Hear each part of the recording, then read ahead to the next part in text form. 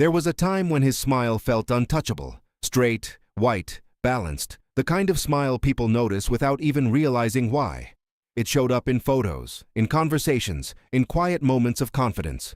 It wasn't something he thought about, because it had never given him a reason to. Until one day, something felt off. Not dramatic, not obvious, just a subtle shift when he looked in the mirror. The teeth were still there, just as aligned as before. But the frame around them, the gums, seemed slightly different, almost as if they were pulling back, retreating in a way that was too small to explain, but too real to ignore. At first, it was easy to dismiss. Maybe it was the lighting. Maybe it was just one of those things you notice once and never see again. But days passed, weeks, and that quiet feeling didn't go away. If anything, it grew stronger.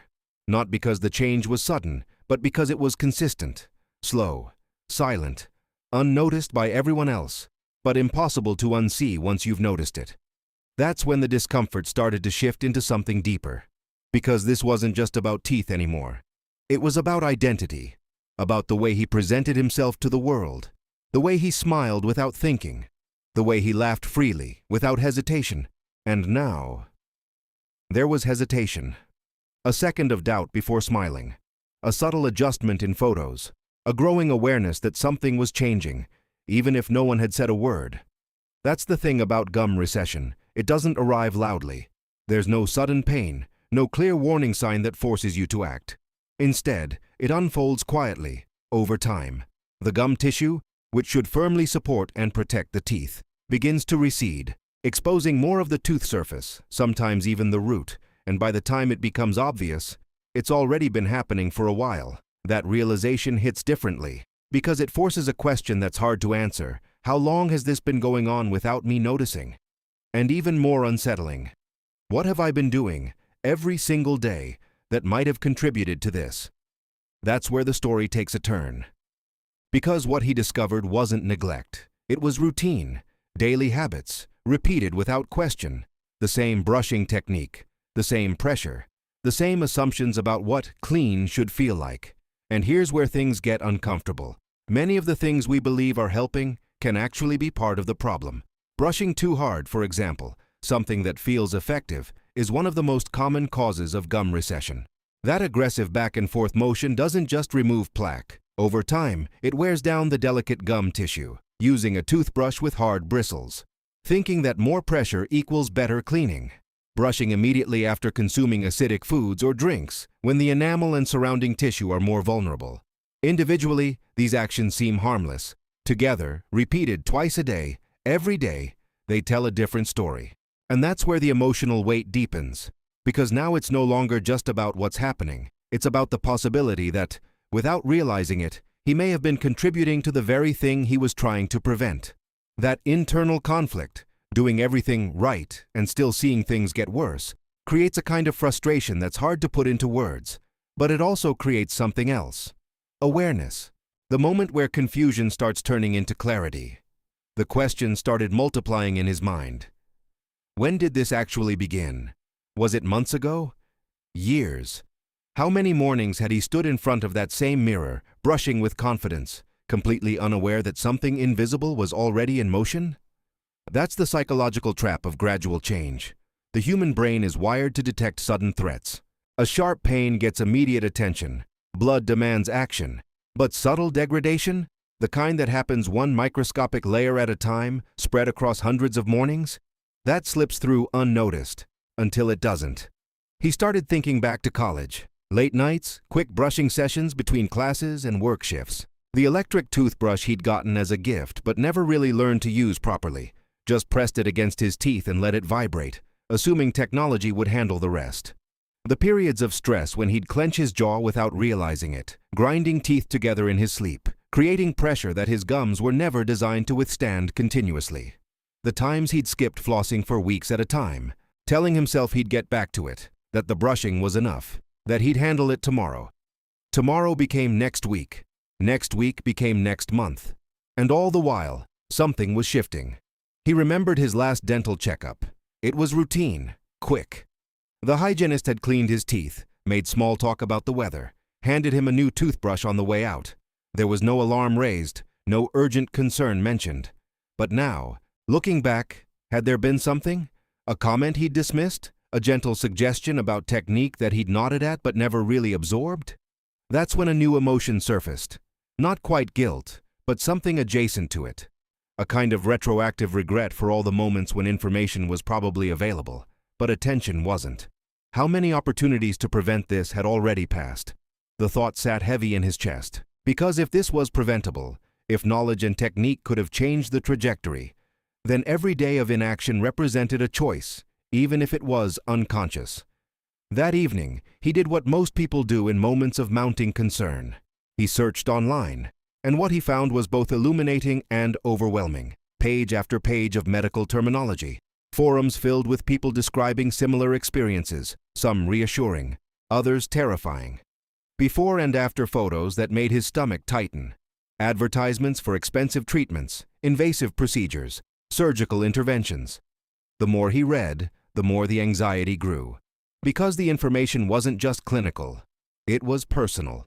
It was people sharing their stories of how recession had progressed from barely noticeable to severe, how sensitivity turned into pain, how exposed roots became vulnerable to decay, how smiles they'd taken for granted became sources of self-consciousness.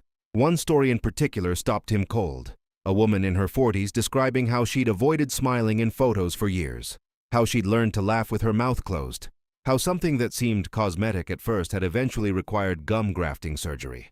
A procedure where tissue is taken from the roof of the mouth and attached to the receded areas.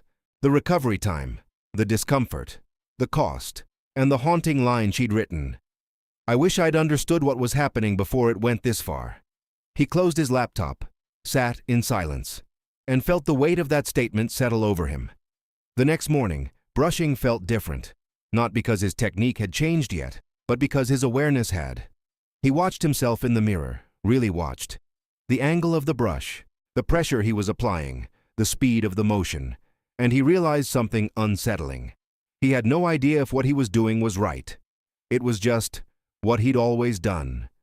A pattern established somewhere in childhood, never questioned, never refined. Muscle memory performing a task that his conscious mind had long since stopped supervising. How many other daily routines were like this? Actions repeated thousands of times, assumed to be correct simply because they were habitual? The toothbrush moved across his teeth with the same firm pressure he'd always used. Back and forth, back and forth. It felt thorough. It felt effective. But effective at what, exactly? Removing plaque? Yes, probably. But also possibly slowly abrading the very tissue meant to protect his teeth. He started researching proper technique, and what he discovered challenged nearly everything he thought he knew. The brush should be angled at 45 degrees toward the gum line, not perpendicular to the tooth surface. The motion should be gentle, almost massaging, not scrubbing. The pressure should be light enough that the bristles bend slightly but don't splay out completely. Each tooth should get attention, not just a quick swipe as part of a larger sweeping motion. The gum line is where plaque accumulates most dangerously, yet it's also the most delicate area. The place that requires the most careful, consistent attention. He'd been doing it wrong for decades. Not catastrophically wrong, not in a way that caused immediate damage, but wrong enough that, compounded over years, it created conditions where recession could take hold. The frustration returned, but this time it came with something else. Determination. Because if improper technique had contributed to the problem, then proper technique could be part of the solution. He bought a new toothbrush, soft bristles, smaller head for better access to individual teeth. He stood in the store aisle longer than he'd ever spent choosing a toothbrush, reading labels, comparing options. Something that cost $3 suddenly felt like one of the most important purchases he could make.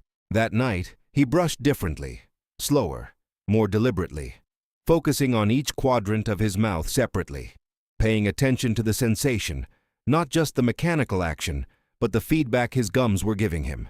And he noticed something immediately. It didn't take force to clean effectively. In fact, the gentler approach seemed to reach plaque more efficiently, because the bristles could slide into the spaces between tooth and gum without being flattened by excessive pressure. 2 minutes felt longer than usual, not because it was tedious, but because he was actually present for the entire process. For the first time in years, brushing wasn't autopilot. It was intentional. Days turned into weeks, The change wasn't dramatic. There was no sudden reversal, no miraculous regeneration of lost tissue. Gum recession, once it occurs, doesn't simply undo itself through better brushing alone. But something else happened. The progression stopped. The sensitivity he'd started noticing, that slight zing when cold water touched certain areas, began to stabilize. It didn't worsen. The irritation along his gum line, a redness he'd barely registered before, started to fade. His gums stopped feeling like they were under siege. And that shift, subtle as it was, represented something profound. Control. Not over what had already happened, but over what would happen next. He started paying attention to other factors. Flossing became non-negotiable, not the rushed, aggressive kind that snaps between teeth and cuts into gums, but the proper technique, gently sliding the floss along the curve of each tooth, reaching just below the gum line where brushing can't access. It was tedious at first. His fingers fumbled with the floss. It took longer than he wanted it to, but he kept at it, because now he understood something crucial. The bacteria that cause gum disease don't just sit on the surface of teeth. They colonize the spaces between teeth and beneath the gum line. They form biofilms, organized communities that brushing alone can't disrupt. Flossing wasn't optional hygiene. It was essential maintenance. He also became aware of his diet in new ways. Not just what he ate, but when and how. Acidic foods and drinks, coffee, citrus, wine, temporarily soften enamel and make gums more vulnerable. He learned to wait at least 30 minutes after consuming acidic substances before brushing, to rinse with water instead, to give his mouth's natural pH balance time to recover. Small adjustments, barely noticeable to anyone else. But together, they created an environment where his gums could stabilize instead of continuing to deteriorate. Then came the appointment he'd been avoiding. The dentist. There's a particular anxiety that comes with dental visits when you suspect something might be wrong. The fear isn't just about pain or discomfort. It's about judgment, about having your neglect or ignorance made visible and official. He sat in the waiting room, jaw tight, mentally preparing for the worst. When the hygienist called his name, he felt his heart rate spike. But something unexpected happened.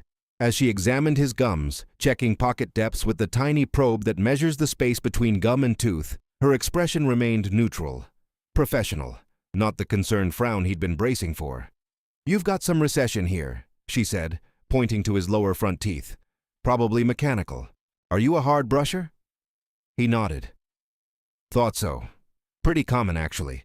But the good news is there's no active disease, no deep pockets. The tissue looks healthy otherwise." The relief was immediate and overwhelming, not because the recession had reversed. It hadn't. But because it wasn't catastrophic. It wasn't too late. There was no emergency intervention required, no immediate surgery scheduled. Just information, guidance, a path forward. The hygienist spent 20 minutes teaching him proper technique. She didn't rush, didn't make him feel foolish for not knowing, just demonstrated, let him practice, corrected his angle and pressure with patience. "Most people brush too hard," she explained. "They think harder means cleaner, but gums are delicate. You're trying to remove bacteria, not scrub grout." She showed him how to hold the brush with just his fingertips instead of his whole fist, a simple adjustment that automatically reduced the pressure he could apply. How to think of brushing as massaging rather than scrubbing. How to pay special attention to the gum line without traumatizing it. By the end of the appointment, something had fundamentally shifted. The problem that had felt mysterious and uncontrollable now had clear contours, specific causes, actionable solutions. It wasn't magic. It wasn't a miracle cure. It was knowledge transforming into power. Over the following months, his relationship with his smile changed. Not back to the unconscious confidence of before. That naivety was gone. But into something more mature, more informed. He understood now that oral health isn't static. It's not something you achieve once and then forget about. It's a daily negotiation between destructive forces and protective practices. Bacteria will always be present. Plaque will always form. Acids will always challenge enamel. But consistent, proper care creates an environment where these natural processes don't spiral into disease. His morning routine became a ritual he actually valued. 2 minutes in the morning, 2 minutes at night, plus flossing. Less than 10 minutes total per day. 10 minutes to preserve something irreplaceable. When framed that way, it stopped feeling like a chore.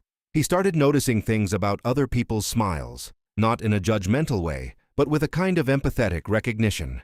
The person at the coffee shop who smiled with their lips closed. Were they self-conscious about their teeth? Had they experienced their own version of this story? The colleague who mentioned tooth sensitivity in passing, laughing it off as getting older. Did they know it might be preventable? He found himself wanting to share what he'd learned, but also knowing how easy it is to sound preachy about something as personal as dental hygiene. So instead, he just smiled more, fully, without the hesitation that had crept in during those uncertain months, because even though the recession hadn't reversed, even though those millimeters of lost gum tissue were likely permanent, the trajectory had changed. The fear of continued loss had been replaced with confidence in maintenance. There was still sensitivity. Certain areas where the roots were slightly exposed remained reactive to extreme temperatures. That wasn't going away without professional intervention, and he'd have to decide eventually whether procedures like grafting were worth pursuing. But it was manageable, understood, not the creeping mystery it had been. He used toothpaste formulated for sensitive teeth, avoided biting directly into ice cream, made peace with the minor accommodations required, because the alternative, ignoring the problem, continuing destructive habits, watching the recession progress, was no longer acceptable. One evening, about 8 months after that first unsettling glimpse in the mirror, he found himself at a gathering. Someone was taking group photos. The old instinct kicked in, the slight hesitation, the self-consciousness about his smile. But then he remembered. He'd done the work, changed the habits, stopped the progression. His smile wasn't perfect, but it was his, and it was protected. He smiled fully for the photo, and when he saw it later, he realized something surprising. He couldn't even see the recession. The slight exposure of roots that felt so obvious to him in the mirror was invisible in the photo, unnoticeable to everyone else. The problem that had consumed his thoughts for months was essentially invisible to the outside world. That's when the final piece clicked into place. This journey hadn't been about achieving perfection. It had been about preventing loss, about taking control of a process that felt out of control. And in doing so, he'd gained something more valuable than the perfect smile he'd started with. He'd gained understanding, the ability to protect what mattered through knowledge rather than luck. If you've been living with that quiet anxiety, not fully understanding why your gums seem to be disappearing or what you might be doing wrong, there is a way to make sense of it. Existe método no comentário fixo para quem vive a ansiedade de não entender por que as gengivas estão desaparecendo e quer finalmente descobrir, de forma simples, o que está por trás disso e como evitar que continue. Because the truth is, this process can often be slowed. In many cases, it can be prevented from getting worse, but only when you see it for what it really is. Not a sudden problem, but a gradual one shaped by daily habits. Gum recession is rarely about a single catastrophic mistake.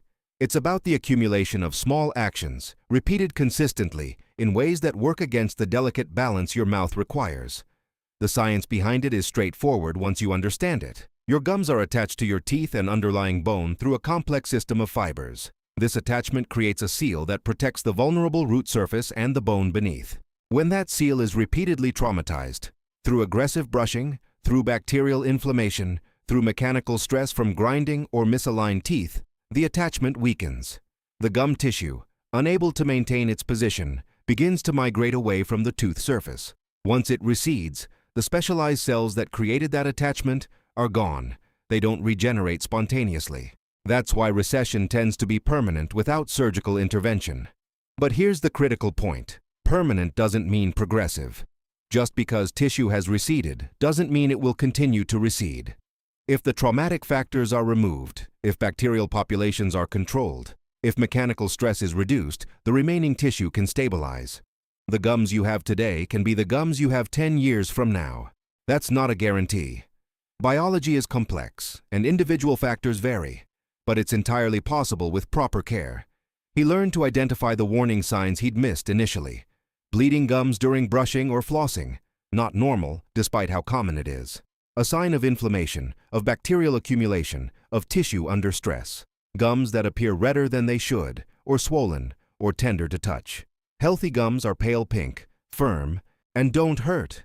Teeth that appear longer than they used to, or gaps appearing between teeth where gum tissue used to fill the space. sensitivity to hot, cold, or sweet that wasn't there before. A sign that protective enamel or gum tissue has been compromised. None of these symptoms are normal aging. They're signals that something in the oral environment needs adjustment. He also learned about the factors beyond his control. Genetics play a role. Some people have thicker, more resilient gum tissue. Others have thinner tissue that's more prone to recession regardless of technique. Hormonal changes can affect gum health. Pregnancy, menopause, even monthly cycles can make gums more vulnerable to inflammation and recession. Certain medications reduce saliva production, and saliva is the mouth's natural defense system, neutralizing acids, washing away bacteria, providing minerals for enamel repair. Systemic health conditions like diabetes affect healing and infection resistance throughout the body, including the gums. Knowing these factors didn't absolve him of responsibility, but it did provide context. It helped him understand that perfect technique wouldn't guarantee perfect outcomes, but it would maximize his odds. The psychological shift was perhaps the most significant change. He went from feeling victimized by his body, betrayed by teeth and gums that were supposed to just work, to feeling like an active participant in his health. Every brushing session became an opportunity to protect rather than neglect. Every flossing session was insurance against future problems. The anxiety of uncertainty was replaced by the confidence of understanding. And that confidence extended beyond just his mouth. Because if this invisible process could be happening without his awareness, what else was occurring beneath the surface of his daily life? What other gradual changes was he missing because they unfolded too slowly to trigger alarm? It made him more attentive, more intentional, more willing to question routines and assumptions. He started thinking about prevention differently. Most people approach health reactively, wait for the problem to become obvious, then seek treatment. But by that point, damage is often already done. True prevention requires attention before symptoms appear. It requires believing that invisible processes matter even when they're not causing pain. His gums had taught him that lesson viscerally. The recession had been happening for months, maybe years, before it became visible. If he'd understood the mechanics earlier, if he'd paid attention to subtle signs, if he'd sought information proactively instead of waiting for concern to force action, how much loss could have been prevented? That question no longer haunted him. It informed him. He became an advocate for proper technique among friends. Not preachy, not pushy, just willing to share when the topic arose naturally. When a friend mentioned tooth sensitivity, he'd casually ask about their brushing technique. 9 times out of 10, they described the same hard, horizontal scrubbing motion he'd used for years. He'd suggest trying a softer brush, a gentler angle, a slower approach.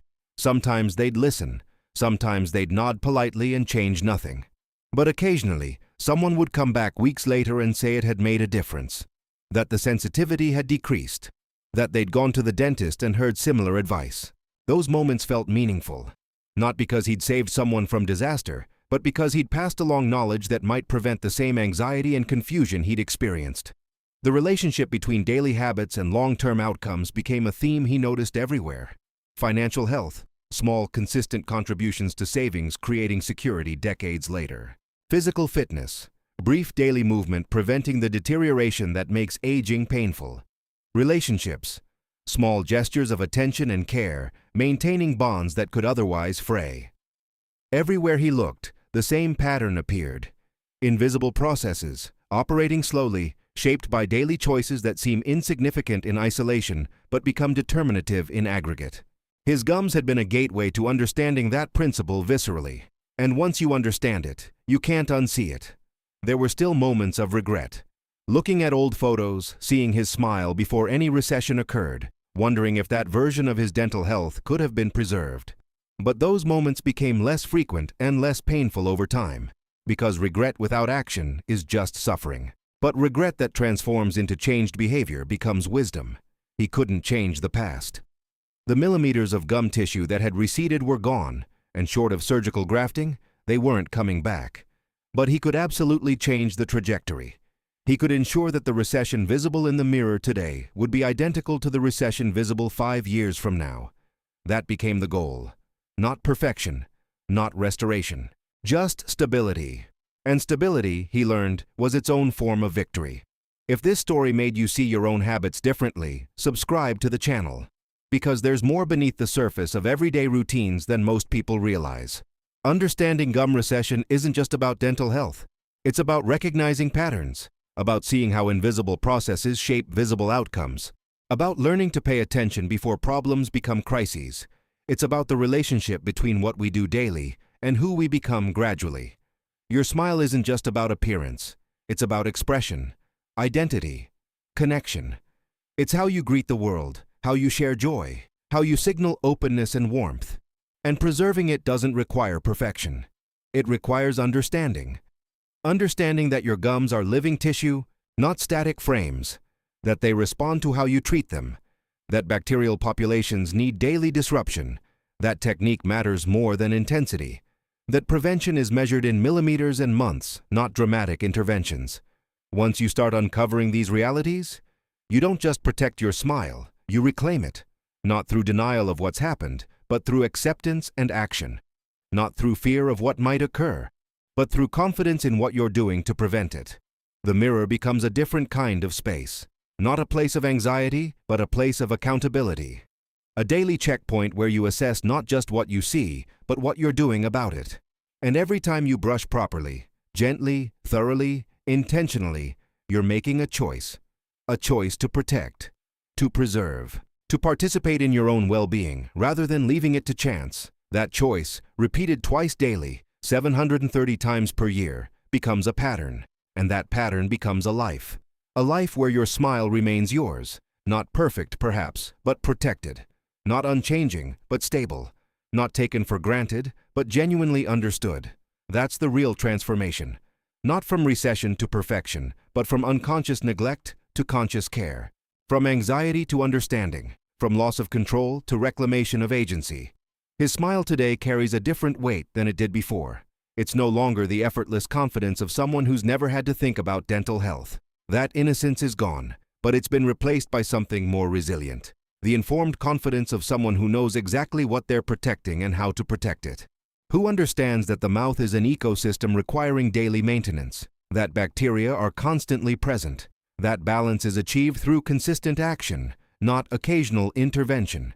Who has transformed an anxious realization into a sustainable practice. That transformation, from noticing a problem to understanding its causes to implementing solutions to achieving stability, is available to anyone experiencing the same concerns. Because gum recession is common, far more common than most people realize, but it's also largely preventable and, in many cases, manageable. The key is breaking through the initial anxiety and confusion to reach understanding. And that's what the resource in the description provides. Not miracle cures or surgical solutions, but clear information about what's actually happening beneath your gum line and what daily practices make the biggest difference. Deixamos no primeiro link na descrição guia prático para você acessar de forma rápida. Clique e veja. Because you deserve to smile without hesitation, to laugh without self-consciousness, to see your reflection and feel confident rather than concerned. And achieving that doesn't require reversing time or erasing what's already happened. It just requires understanding what's happening now and changing what happens next. One brushing session at a time, one day at a time, until the anxiety fades and the confidence returns. Not because the problem disappeared, but because you learned how to manage it. That's the real ending to this story. Not perfection restored, but control reclaimed. And in that reclamation lies the difference between a smile that fades and a smile that endures.